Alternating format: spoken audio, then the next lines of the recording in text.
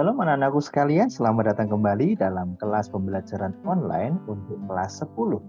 Pada kesempatan kali ini kita akan melanjutkan materi tentang anak SMA boleh pacaran atau tidak. Ya, jadi ada tanda tanya ya. Jadi kita mau bertanya, sebenarnya anak SMA itu boleh pacaran atau enggak sih? Kan kalian dari SMP nih, udah berpikir mungkin, SMA akan ada ketertarikan dengan lawan jenis, ya bukan sesama jenis, lawan jenis, kalian tertarik dengan dia cantik, dia ganteng. Pertanyaannya, kalau sudah SMA, sudah bolehkah kalian untuk berpacaran? Dan kita mau bahas bab ini di bagian yang pertama, dan kita dalam Kejadian 2 ayat 18 sampai 25, 1 Korintus 13. Pembahasan mengenai pacaran merupakan percakapan yang menarik bagi remaja mungkin, tapi tidak untuk semua ya, karena banyak remaja juga yang belum berpikir untuk pacaran, saya belum berpikir seperti itu. Tapi juga nggak banyak juga remaja yang berpikir bahwa pacaran itu sangat menarik dan sudah ingin mereka untuk menjalin sebuah hubungan pacaran dengan laki-laki atau dengan perempuan, misalnya laki-laki dengan perempuan, yang perempuan dengan laki-laki. Atau bisa dikenal dengan istilah, aku pengen nembak dia, aku pengen pacarin dia, dan sebagainya. Alkitab memberikan kesaksian bahwa manusia tidak diciptakan sendirian. Memang manusia diciptakan berpasangan, laki-laki dan perempuan. Namun kehidupan orang berpasangan itu ada aturannya, tidak sembarangan.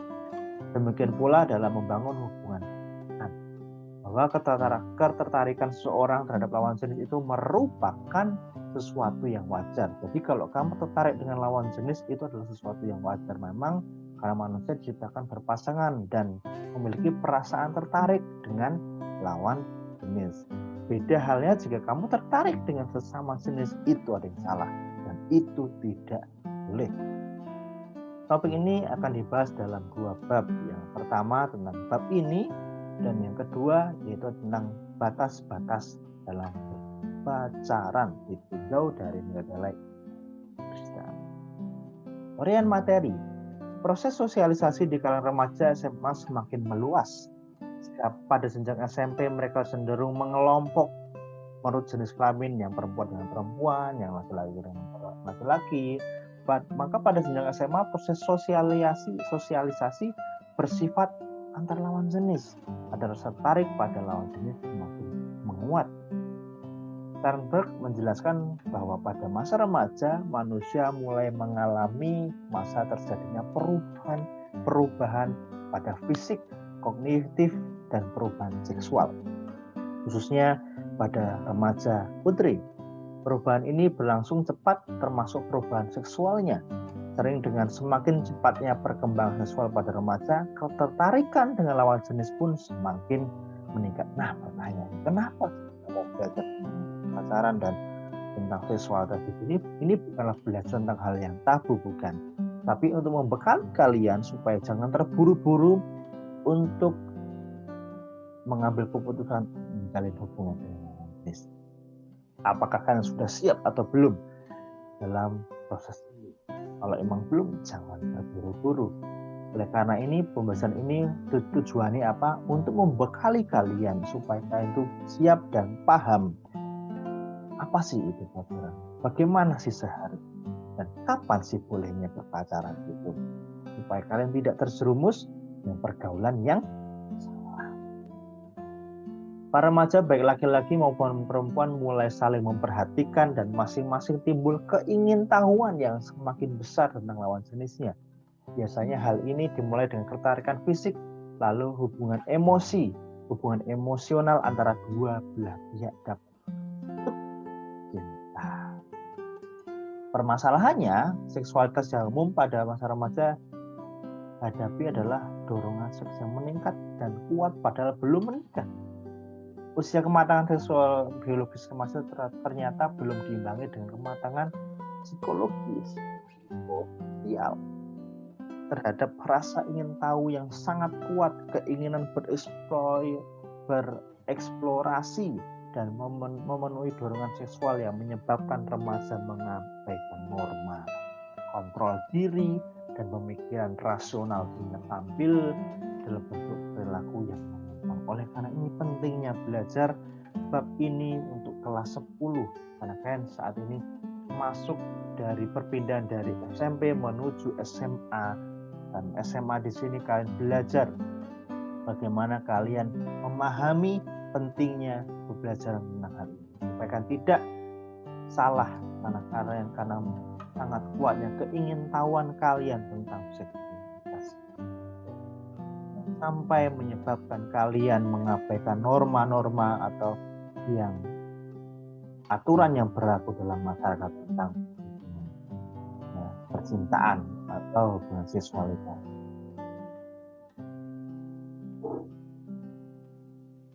Pada jenjang SMA, sebagian besar remaja mulai mengalami yang namanya itu mempengaruhi kondisi emosional mereka. Ada yang bersifat positif, tapi tak jarang berakibat negatif. Antara cinta dan pacaran. Definisi cinta dapat dirangkum sebagai berikut. Cinta adalah perasaan suka dan sayang terhadap seseorang karenanya ia ingin membina hubungan yang lebih dekat dan khusus dengan orang yang disukai dan disayangi supaya dapat mewujudkan perasaan suka. Wujud itu antara lain disebut oleh Ashley Montagu memperhatikan dan menyayangi.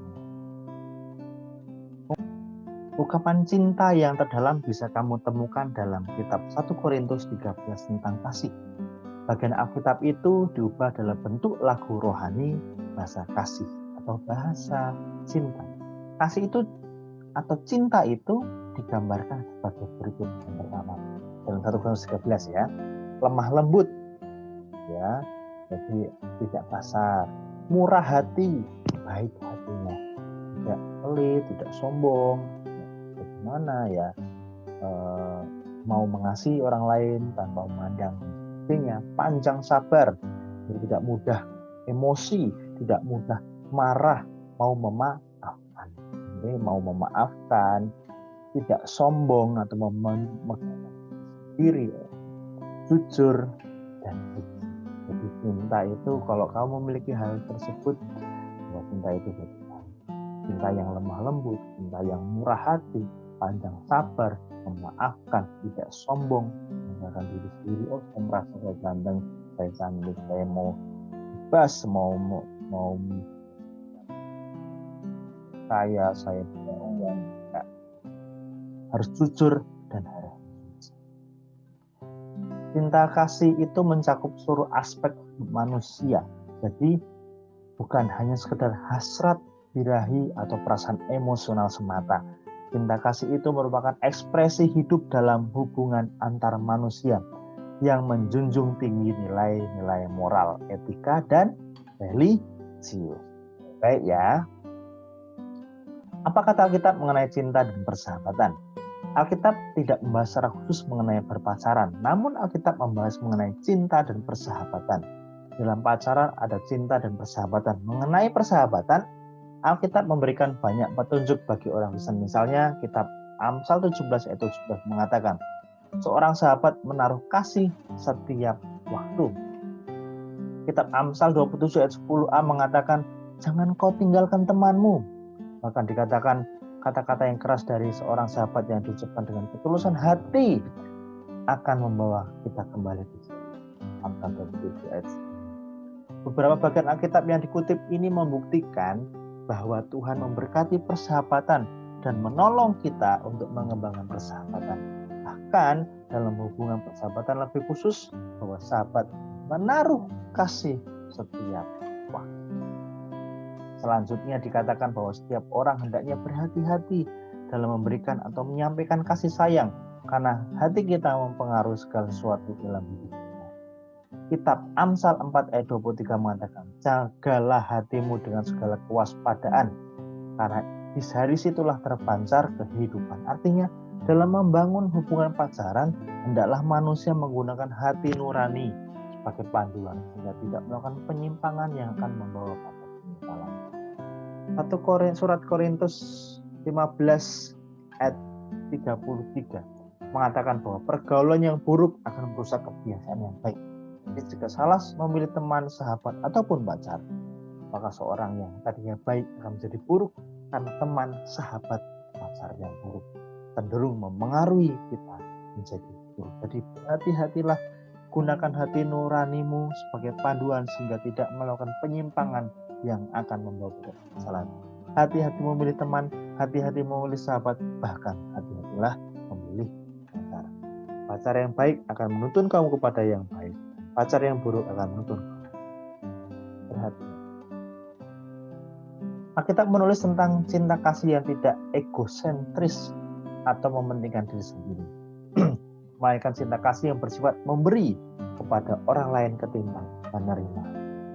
Ada beberapa kata dalam bahasa Yunani yang diterjemahkan menjadi cinta atau kasih dalam Alkitab Perjanjian Baru. Agape dalam tulisan Yunani, tulisannya seperti ini ya. Agape. Cinta ilahi yang tidak menuntut balas seperti cinta Tuhan pada umatnya tanpa syarat apapun. Cinta ini merupakan cinta kasih yang murni dan utuh serta melahirkan rasa nyaman dan kebahagiaan.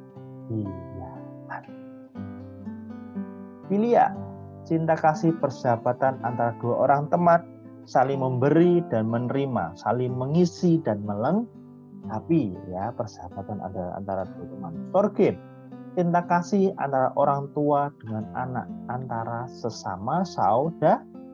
Storge.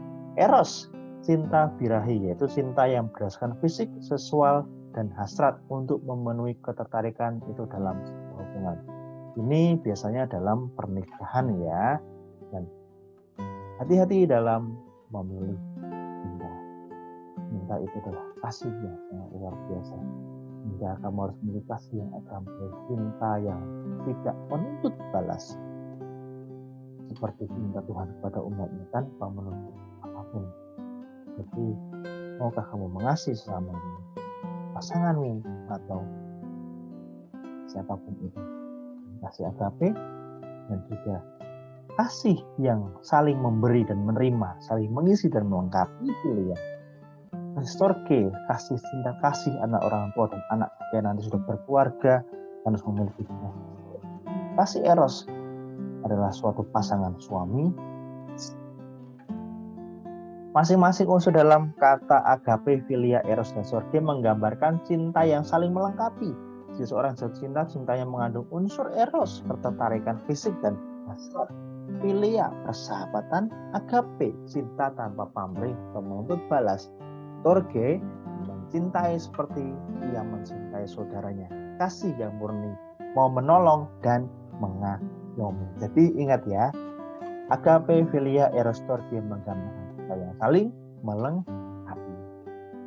Bercermin pada kisah atau kata cinta menurut Alkitab, maka ada unsur kasih yang tulus, penghargaan, serta saling membaharui kehidupan dan menghasilkan suatu yang baik. Jadi, jika hubungan pacaran itu membawa pengaruh buruk dan menghasilkan sesuatu yang buruk dan menyimpang, maka hubungan itu adalah hubungan yang sehat. Berdasarkan acuan Alkitab, maka hubungan pacaran hendaknya didasarkan oleh tiga elemen dasar, yaitu unsur komitmen untuk memenuhi tanggung jawab sebagai seorang sahabat, menaruh kasih setiap waktu, menghargai, menolong, dan membawa ke jalan yang benar, unsur perhatian dan kepedulian untuk kebaikan serta ketentraman sahabatnya, yang terakhir unsur kasih yang tulus. Demikian materi kita pada kesempatan kali ini, part yang pertama, dan nanti kita masukkan di bagian yang berikutnya. Dan selamat belajar. Tuhan Yesus memberkati kita semua. Shalom.